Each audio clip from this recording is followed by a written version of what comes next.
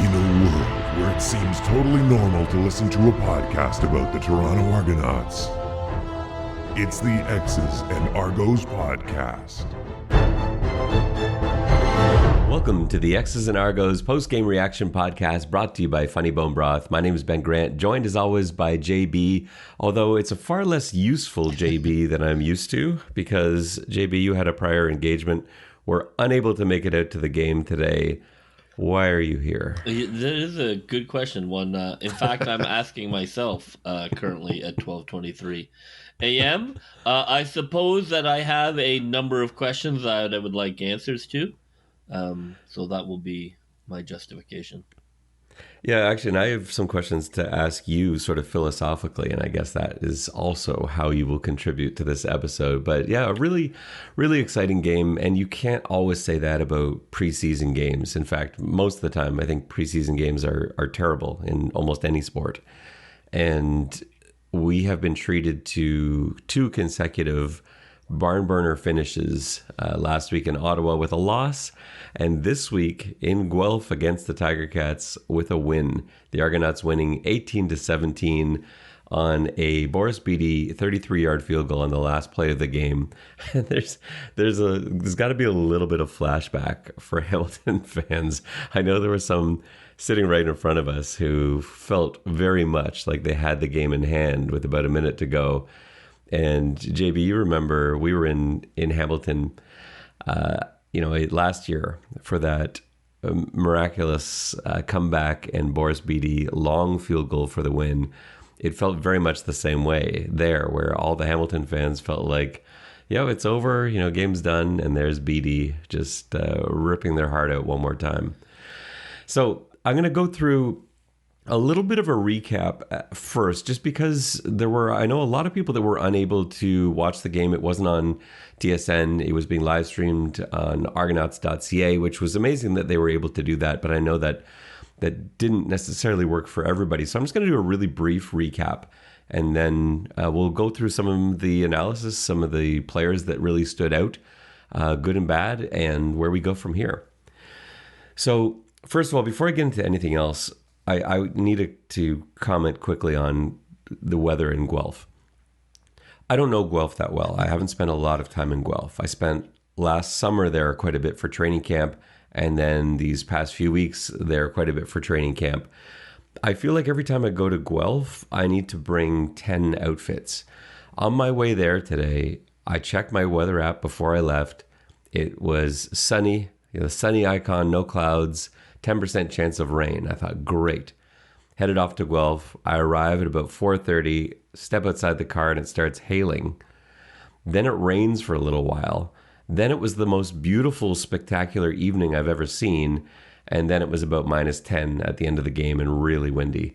And I just don't know if this is how Guelph is all the time or just when I'm there. But I have a feeling that that's just how Guelph is for whatever reason. That's my impression of it. So yeah, we went through everything. We went through all four seasons at the game, including some very heavy wind that Boris Bede had to kick into at the end because there wasn't wind for the other 57 minutes of that game.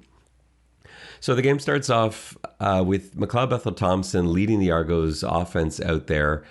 And the line looked pretty much like the starting unit, except Gregor McKellar was in at right guard. Otherwise, they were sort of set up. Peter Nicastro still out, so it was Justin Lawrence at center. McLeod Bethel-Thompson had quite a few different receivers rotating in and out, which I found made it very tough.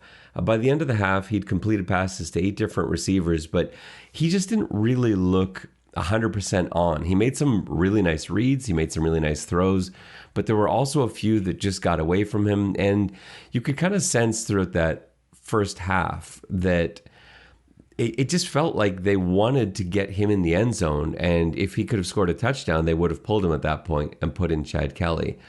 But instead, the Argos, have a really nice opening drive.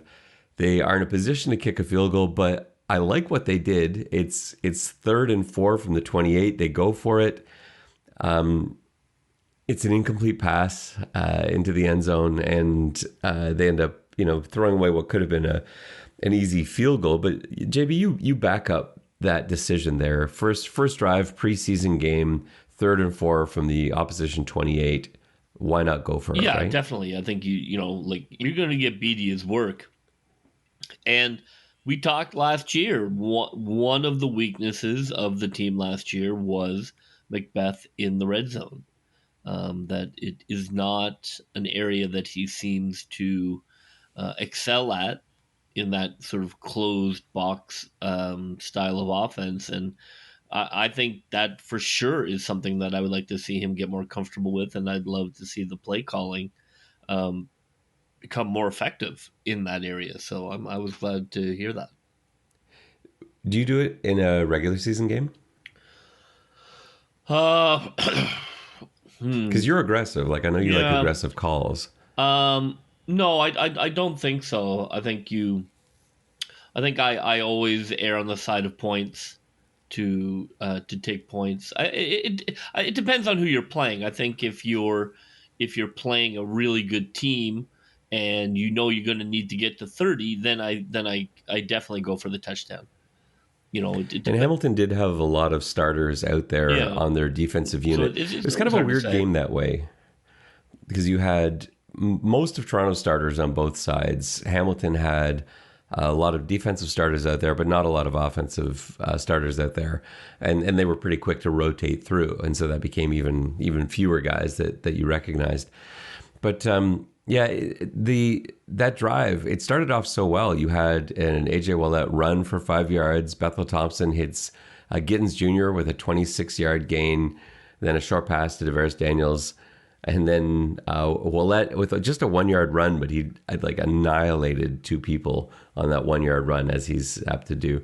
And then so you have Bethel Thompson not having missed a pass yet, 3rd and 4 and the 28. I think they would have loved to finish that drive with a touchdown, but it wasn't to be. The Toronto defense was stellar today. And so it was a 2-and-out that they forced to Hamilton. Toronto gets the ball back. And they move it. They moved it on every drive, but they just couldn't quite get there. So again, they get to midfield, they got to punt it away. And this is where we had some flashbacks from last season. So Haggerty booms a 44-yard punt. It is returned by Woods for 99 yards for the touchdown. It was broken tackles, getting to the outside, and we've seen that before. We've seen special teams haunt the Argos last season at times. So that was not encouraging, especially given that the defense was playing so well. So it's 7-0 Hamilton. Toronto adds a field goal as the first quarter comes to an end. So it's 7-3 after one.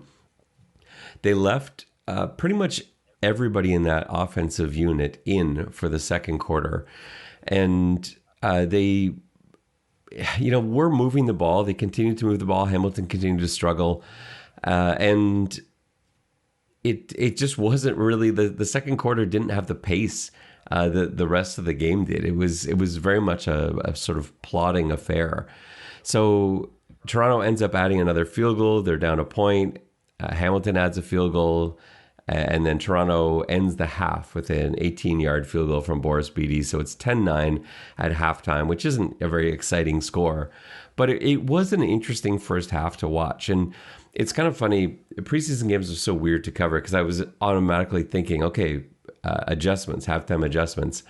And of course, that's not really the way that most preseason games work because you're sending out entirely different units. And this is, of course, what happened with the Argonauts. They send out Chad Kelly to start the third quarter. And it got kind of interesting. The third quarter was all about Chad Kelly. So his first drive was phenomenal.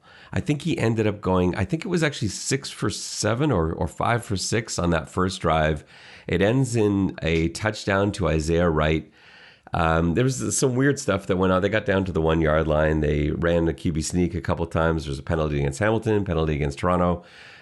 Anyway, Chad Kelly gets back out there, throws to Isaiah Wright for the touchdown. And it was just a wonderful drive from him. Accurate, in control, pass after completed pass. And so Toronto takes a 15-10 lead.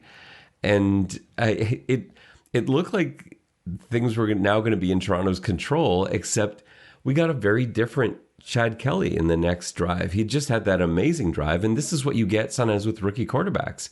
He gets out there, they're backed up in their own end. He has an incomplete pass to DeMonte Coxey, who really should have caught that ball. And I wonder if that stayed with him a little bit, because on the very next play, it looked like he didn't quite, either he expected Jamari Hester to do something different, or he misread the play, because there was sort of an awkward double clutch. And he ends up throwing a pick to Witherspoon at I think it was the 34-yard line. And the very next play, sudden change, Hamilton just airs one out and gets the 34-yard touchdown. So they're back out in front. And it felt for a while like this was how the game was going to finish, because Chad Kelly, again, going in deep in his own end. It was an unfortunate series of events that led to them starting deep in their own end, and 2 straight incomplete passes, and out we go on defense again. So we're heading to the fourth quarter, still 16-15 for Hamilton, and now Austin Simmons comes in the game, and there's just absolutely no field position for Toronto. So it just looked like this might be the way it finishes. We've seen preseason games end like this in the past. Hamilton ends up adding a ruse. They're now up by 2, and then things got really exciting late. So Austin Simmons drives the Argonauts down the field. They get into Boris Bede field goal range. This is about 2 minutes to go at this point, and Simmons runs what looks like a quarterback draw. I don't know if it was just his own read or if that was the only called play on that, but he runs a draw into a double A-gap blitz and gets annihilated for like a 5-yard loss. And now we're right on the edge. Boris Bede looking into a really strong wind from 52 yards. He had the distance, but he misses it left. And this is where the Hamilton fans are celebrating. Hamilton takes the ball over on their own 9-yard line. They get a first down on a 15-yard run, more celebrating, but then they're stuffed twice in a row. Timeout's called. They punt the ball away, and it's a really nice return from Isaiah Wright. He gets 15 yards on the return. And so there are the Argonauts back at the Hamilton 45-yard line with 19 seconds to go, and in comes Chad Kelly. Back off the bench. And what a great situation to send him in on JB. And I want, just before we sort of go over how the game wraps up, how do you look at this differently from last week? Because we praised Coach Dinwiddie last week for not sending Chad Kelly back in to try and win that game, for leaving Simmons out there because that's what the schedule was. That was his time. And, it's just a preseason game. It doesn't matter if you win or lose it. So, we thought that was fine last week. And yet it felt like the right thing to do this week to send Chad Kelly out there for those last 2 plays. Why? I can only assume that Coach wanted to see Kelly in a cold, unexpected spot. Here we go. We've got 30 seconds left. Quarterback is hurt. Come in, run your plays. And so it was a situational opportunity to test him, being cold on the bench, a quick warm up and then right into it. And we need you to not just not fumble, but we need you to drive the ball down the field. Obviously it's against lesser competition, and so it's not a perfect, reenactment. But I mean, I like it. If that was the thinking, I think that makes sense. It's always a risk when you send quarterbacks out when you're not behind your number 1 offensive line. That is a gamble. So I wouldn't say it was a move that had no chance of backfiring or danger. Because look, it happens. You saw in the Calgary game. I mean, people can get pretty laid out if they're behind a less than efficient offensive line. But I like it. I like the move, and that they were testing Kelly to see if he could move the ball in a hurry up offense. And if that was the thinking, I mean, I'm projecting a lot here, but if that was the thinking, I'm all for it, because I think really what they want here is let's push this development here. This is not a 5-year plan. Let's see if this guy's good, and let him, in essence, push the starter as much as possible. If he can pass these tests, then we have something here. So I'm all for finding out. And he did pass the test. So first pass is completed to Jamari Hester for 8 yards. It was just a hook route. Hamilton was sort of playing off, wanting to avoid a big play. And then he found Jamari Hester again on the very next play. Hester made a great move to avoid a tackle. Ended up getting out of bounds. 4 seconds left on the clock. And yeah, Bede nails it through.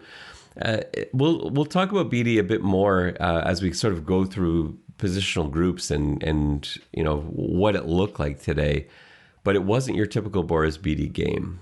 We'll get to that when we cover special teams. So let's start with the passing. So I think they need another quarterback, JB. McLeod Bethel-Thompson, I think will pull it together. He didn't look himself today, but he's still fine. It was still over 60% completions. He still had a clean sheet, 187 yards on 16 of 26 passing. He was fine. He was a few inches away from being great, from really having a day. But they certainly let him throw it to have 26 passing attempts in a half. They were trying to get him going and trying to establish some rhythm. And Chad Kelly, 8 of 15 for 85 yards, a touchdown and a pick. He looked like a great rookie who was going to give you moments of brilliance, and he did that twice. And then he also had some really frustrating drives and some frustrating results, and indirectly led to that Hamilton touchdown. And Austin Simmons, I'm not sure. He was 2 for 5, 32 yards. He did some damage with his legs, but he's not really looked like a passer, and that's something that you need in the CFL.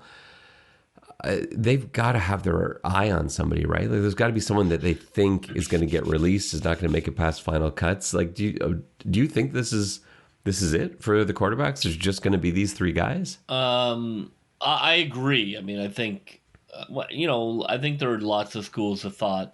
Some might say you want a veteran old hand back there who can continue to help teach the offense. Some are okay with, having a backup who basically, like, if your starter gets hurt, then you're just going to punt the season anyway. So it's hard for me to say because I can't imagine who they could find who's kicking around camps right now, but they definitely need to add a starter with some CFL experience because. I think it's unfair to expect Chad Kelly to be the person who's going to come in and run this. I mean, right now, at the very least, he needs a year of learning the league and learning plays and prepping and being ready. Because otherwise, you're going to get terrible quarterback play, right? You're going to get interceptions from your own 20. That kind of stuff that just kills you. And the Argos are not built to blow teams out. So that's, you want somebody who can, move the ball efficiently, but is not going to turn over the ball and let the defense do their work. So yeah, I agree. I think, I think that a veteran quarterback, but I mean, that's nice to say. I don't know where said veteran is going to come from, other than maybe Damon Allen has suggested that he would like to play again. Yeah, I saw that. I'd give him a look. No. No, I know, obviously not. Bethel-Thompson took a lot of hits today, and that made me really nervous, especially because I don't think he's 100% to begin with. And the thing is, he's so tough. Like, he hangs in the pocket. We saw that all last year where he got crunched a bunch of times and just, found a way to keep going, keep plugging away. The O-line had a good day when nobody was blitzing. When there was no blitz, the O-line gave the quarterbacks time all throughout the game. The first unit, second unit, third unit, they gave them a lot of time. they had trouble picking up the blitz, and that makes me nervous. And that's where Bethel Thompson took his hits, especially delayed blitzes. They just seemed to come right through. The lineman would sort of commit to their guys, a split-second delay. Here comes the linebacker, and he just go plowing into Bethel Thompson. MBT had some good pocket presence, some good pocket movement. He was able to escape a few times, but he just took way too many hits.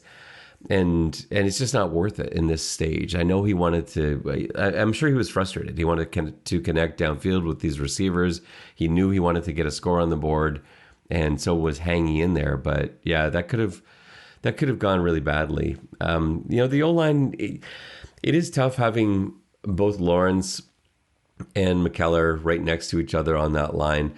I don't think that's where the breakdowns were always happening, but there were clearly some communication issues there that have to be sorted out. So hopefully they can do that before the Argos open the season in a couple of weeks' time. Running backs, they got 3 guys involved. Adeboboye with the most carries, 10 carries for 42 yards. AJ Ouellette, 5 carries, 14 yards, and Javon Leake, 3 carries for 5 yards. And the quarterbacks had a little bit of running room too. So the Adeboboye thing is interesting. He looked like, again, a running back with a lot of potential, but a young running back. A lot of movement, it's unnecessary movement. There was a lot of stuff going on. It looks sometimes like a new player playing Madden who's hitting all the buttons at once. And he sort of had all the moves going on. He was spinning, he was juking. And there were times where you just got to hit the hole and get through. And he did that sometimes, but other times he just got really caught up in moves behind the line of scrimmage. So a good day from him. He had some really nice runs. I thought, obviously Harris wasn't out there carrying the ball. But yeah, he had the best day of the running backs. Averaging 4.2 yards a carry is fine. In the CFL, that's okay. But yeah, he had a couple of really nice runs. Wasn't able to break a really long one. His longest run was 8 yards. He got outside once, and I thought there was a chance for him to really go, and he just got tripped up. But I think overall, a good day from him. But he's going to look at that film, and they're going to be all over him about those extra moves and just stuff that doesn't need to be there. AJ Ouellette, as much as I love watching him lower his shoulder and pound into guys, I'm not sure. 5 carries, 14 yards, averaging 2.8. Not like Javon Leake ran away with it, carrying the football, but Javon Leake adds so much in that return game, and I just can't see them dressing 2 Americans. I think they keep all 4 of the running backs, but I'm not sure that we see a lot of AJ Ouellette this year, JB. No, I don't. I mean, I think if you look at Adeboboye's stat line, that's impressive for a rookie, even in an exhibition game. Most Canadian running backs are not getting much success, even in an exhibition game. So look, if he can be a bit of the power game, for sure, I think that's going to reduce Ouellette. And then the question will become, can he catch? And because obviously Ouellette has shown the ability to catch it out of the backfield. But I agree. I think that those 2 guys are pretty close in skill set to each other, or at least close enough that it'll be hard to justify to having that, especially if Leake is getting started because of his return ability. Yeah, and Leake did look good. Like, he had 2 receptions for 19 yards. One of them went for 15 yards. It was a really nice play, and he looked comfortable there. But Ouellette contributed that way too. He, I believe, caught a screen that went for 16 yards, and then had another pass somewhere in there. I can't quite remember when that one was, but yeah, like that's the thing. We've said this about AJ Ouellette before, is that he doesn't do anything badly. It's just there's nothing he does that explodes where you're like, wow, look at that guy. And, Javon Leake has that in terms of his speed and explosion to the outside. Adeboboye, aside from being Canadian and a rookie, has moves and has the ability to make guys miss. And that's not something you see a lot of from AJ Ouellette. Let's turn our attention to the receivers. So many different receivers getting involved today. It felt to me like they really wanted to take a look at a couple guys in particular. They got Jamari Hester very involved. They tried to get Brandon Banks involved early. He was out there for 7 targets, but they were all in that first half as McLeod Bethel-Thompson was trying to connect with him. He just missed him on what would have been a touchdown pass. And I don't know if this is just McLeod getting used to a guy that isn't the same stature as the rest of his receivers, all these guys that are over 6 feet that he played with last year, because he just hit it off of Banks's fingertips, and Banks would have been able to walk that ball into the end zone. But yeah, he went to him a bunch of times, ends up with 3 catches for 34 yards. They're really not evaluating, Daniels, Banks, all those Gittens Jr. They're not really evaluating them so much, but they just wanted to get a sort of rhythm going. But yeah, Jamari Hester, DeMonte Coxie, they're looking at carefully. Ernest Edwards, I think they wanted to take a good look at. Isaiah Wright. And they also had Darius Roberson out there for a ton of snaps, and he just didn't make the stat line, and that was unfortunate because I think they really wanted to see what they had in him as a receiver. They also sent him back there for a bunch of returns to see what they had there. He had one that was actually pretty nice, but yeah, he wasn't the star of the return game. So it was an unfortunate thing. So he's a guy that I've been cheering for, and I really hoped he could put together a good day. He's got such good speed. I just wanted him to pull away from a Hamilton defender, and that just didn't happen. Let's look at the special team situation. So JB, you'll be happy to know that Haggerty was out there holding for Boris Bede's field goals.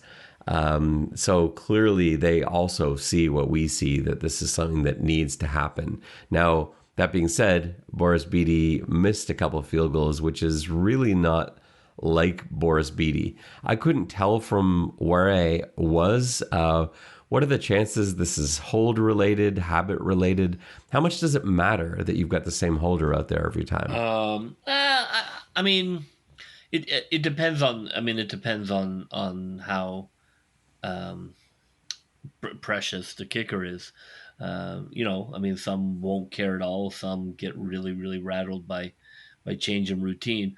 I think it's fine. I mean, it's going to take some time for them, but with Haggerty, they'll have lots of time as a unit to work on their timing. And for sure, in terms of the hold, if you get used to a certain speed, and if the ball comes in late, or doesn't have the laces exactly as you want, or is a little bit to the left, a little bit to the right, that can matter. Not usually if a field goal is under 30 yards, to be honest.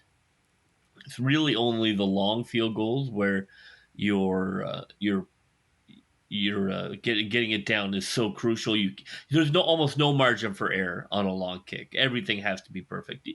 With a short kick, even if you make mistakes, generally speaking, you can put it through unless you completely shank it. But if you mishit it or it's not a perfect put down, that should be fine. I wouldn't think that would be an issue on a field goal that's less than 30 yards. What's so funny is that we were so spoiled last year with how good Boris Bede was at kicking field goals. I'm acting like he had a terrible day the way I'm talking about him. He was 4 of 6, and the 2 that he missed were 47 and 52 into gale force winds. So, I think any kicker would probably take that stat line. But with him hitting like 16 straight last year, anytime he misses, we're like, oh, what's wrong with Boris Bede? So, maybe it isn't even the hold. Maybe it isn't anything other than sometimes kickers miss, and especially from those distances. So, I probably shouldn't be anywhere nearly as harsh as I am with him on that. Anything over 45 is a serious kick. Yeah. Punt return and kick returns. This was something that I wanted to pay attention to, and I was happy to see them rotate guys through. So, in terms of kickoff returns, Isaiah Wright had 1 return for 19 yards. Javon Leak, 1 return for 39 yards, and that was a gorgeous one. That was the play where I'm like, that's it. That's the magic that we've been looking for. He looked like what we were asking for last year, a guy that could come in, make moves, show some explosion, have that sort of hard cut up field at the right moment. And yeah, he did exactly that. And it was that play where I'm like, yeah, this guy just made the team. So, I mean, maybe our maybe our search is over, JB. We found our kickoff returner, Javon Leake. Yeah, that's really exciting. I mean, I certainly have been hoping that something would come, and nobody else has popped really, and this is well. I mean, I'm really excited to see, can he contribute a little more as a running back? But yeah, if he can add that to start the season, that would be, that'll really give the Argos offense a push and better field position than we've been starting with. Because the Argos offense is not unstoppable. It has to stay on schedule, or it kind of goes sideways. So the better the field position the team is starting with, the better I think things will go. If we turn our attention now to the other side of the ball, Hamilton, in terms of what their offense looked like, they didn't have their usual guys out there.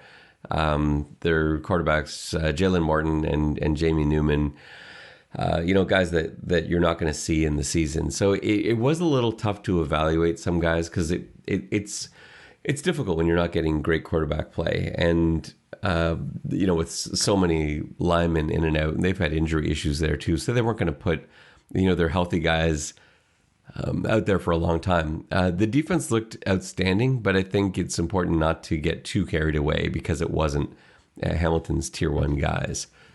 That said, Robert Priester, I thought, had a really nice game. They had him at halfback.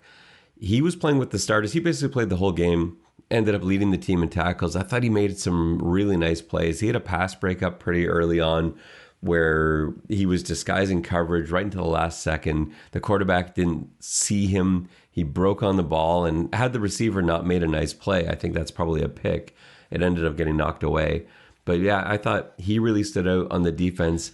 I still think McFadden is going to be something this year, and those guys, getting them time, as much time as they can, I think is only going to be a positive thing.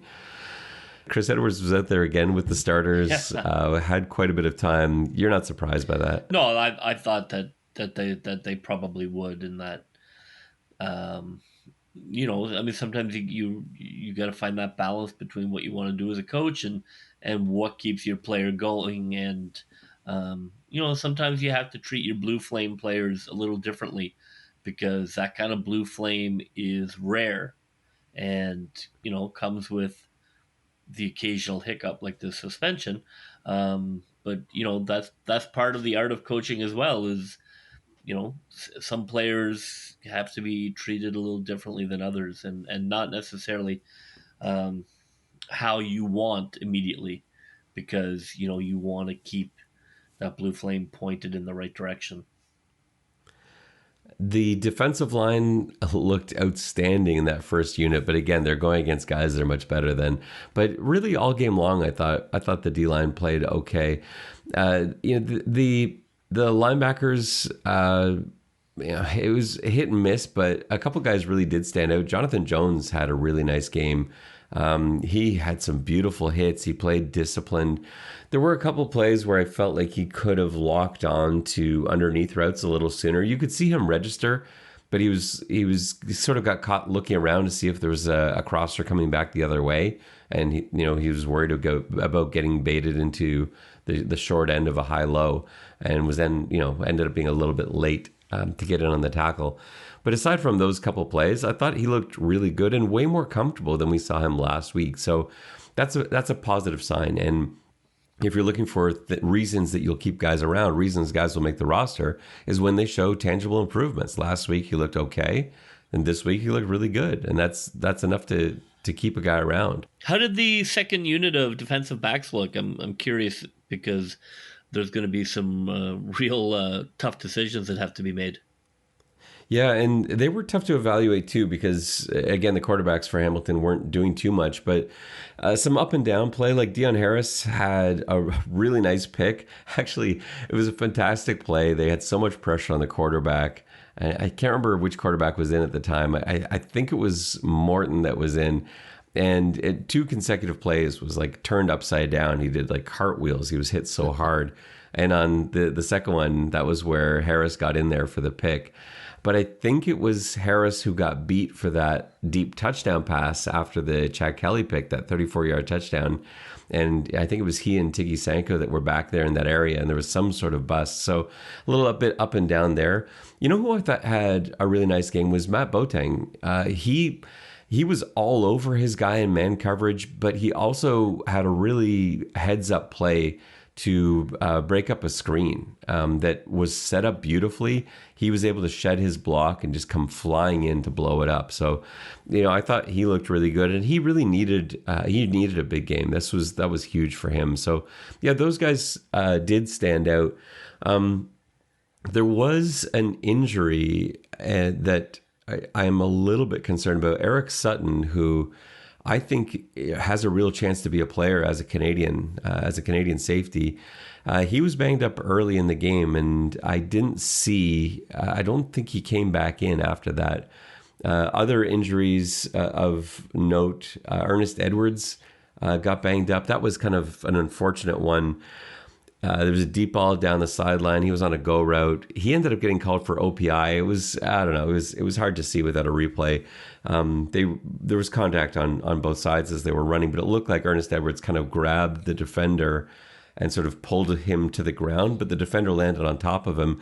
Looked like he might have hyperextended his knee or twisted his knee awkwardly, because they fell and it looked really uncomfortable. And while he was able to get to the sideline under his own power, he wasn't comfortable at all. And then I think we've got to mention Javon Leake's injury too. After his amazing punt return work, he then took a punt and absorbed a pretty low hit. It was slow to get up, and he was limping noticeably on the sideline. Now, he was looked at by the training staff, and I don't know what they said to him, but he didn't go back to the locker room and change. He had his helmet back on, like he was waiting to go back in the game. He never did, but that would suggest to me that they think he's going to be okay. But those are the injuries that I'm kind of worried about a little bit. Yeah, I think especially with a guy like Leak, like it's such a small window, to make a team at that specific skill point, and it can be so hard to catch up. Those early season injuries for new players are just deadly. You see it over and over again with teams. Is guys miss those early practices, and it's really hard to get those reps later, because you're just not going to get the same kind of installation, because the installation's already done. So now the Argos head into their bye week, which again I hate so much. I can't wait for the Atlantic Schooners to arrive on the scene, whenever that will be, because this 9 teams thing, like you can't have a team. I know we've had it for years now, but you can't have a team start the season on a bye, and I feel like it's been Toronto a few times in the last couple of years. It's just such an anticlimactic way to start. Like, I want to get going next week when everyone else is, and now you got to sit around for a week. What do you do? What's your plan? How do you attack this? Yeah, I think you have to take it as a positive. It gives you a whole extra week for install, to have a better, sort of more sophisticated opening game. It's okay, actually. I would rather have this than have a week 2 bye. If I were going to choose between the two, have another week, gives you some time to work on some things, really kind of prep. It's a veteran team. I think it's going to be really useful for them. They don't need to play a team to get film to look at what they want to work on. Like, a team, maybe if you're Ottawa or British Columbia, all due respect, and you're wondering what you have, you want to see immediately, what do we have? Are we going to lose 40-0? Can we hold our own in a game? I don't think the Argos are concerned about what they have. I think they're looking to polish things. So, in fact, I think a first week bye is all right. And how do you feel about the quarterback situation going into this bye, knowing that Chad Kelly was had moments of being on fire, And McLeod Bethel-Thompson didn't have the kind of game that I think he was probably hoping for. I don't think at this point there's any quarterback competition. I think Chad Kelly is still incredibly inexperienced, and where those interceptions in a nothing game versus 2s and 3s are more like sort of an eyebrow raiser. But in a real game, I have horrible memories of previous Argo quarterbacks turning the ball over from their own 20 and just burying the team. So I don't think anybody's going to be in a rush to make Chad Kelly a starter. And I don't think so either, but I actually think this is a positive because, like we've talked about before, I think McLeod Bethel-Thompson is at his best when there's somebody breathing down his neck.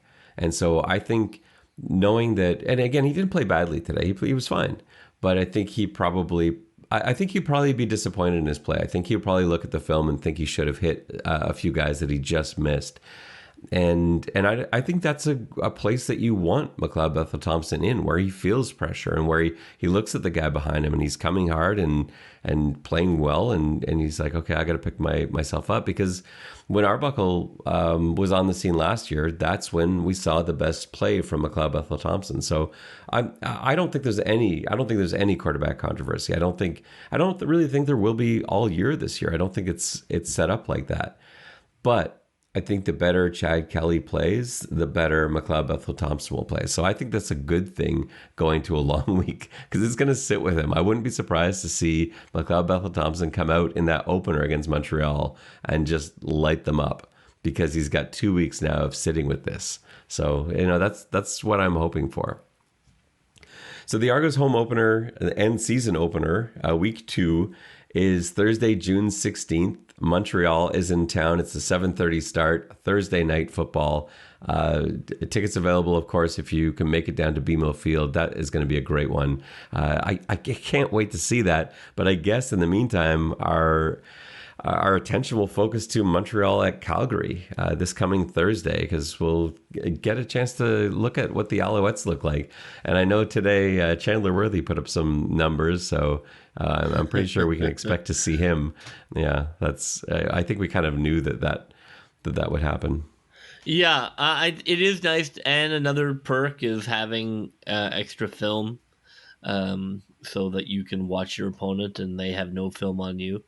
That's one of the other nice parts of it. So that'll be, I'm excited to see if Montreal has enough to really push us. I thought they did last year by the end of the season. I wonder if that's where they are still, or if they're gonna take half the season to kind of ramp up to that again. And they have some quarterback questions as well, so I wouldn't mind us sending them spiraling off into a quarterback controversy, after our game together, because certainly our defense has the ability to make Vernam's not look very good.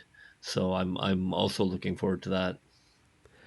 Just before we sign off, so Chandler Worthy tonight, 2 kickoff returns for 84 yards, a 47-yard return in there, and a 37-yard return.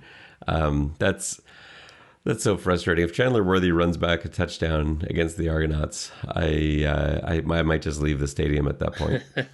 So, I mean, I think, it's interesting. I mean, you do look at scheme, and I don't think that the special team return scheme has been one that has been awe-inspiring, to be honest, from the Argos.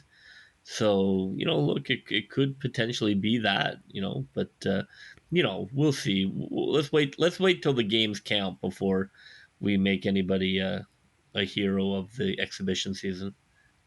Well, that will just about do it for us on this episode of the X's and Argos podcast. Again, the Argos get their first win of the preseason as the preseason wraps up. Toronto wins 18-17 over the Hamilton Tiger Cats, and we sit and wait for week 2. For JB, this is Ben Grant saying so long, and may all your pre-snap reads be good ones. I'll see ya.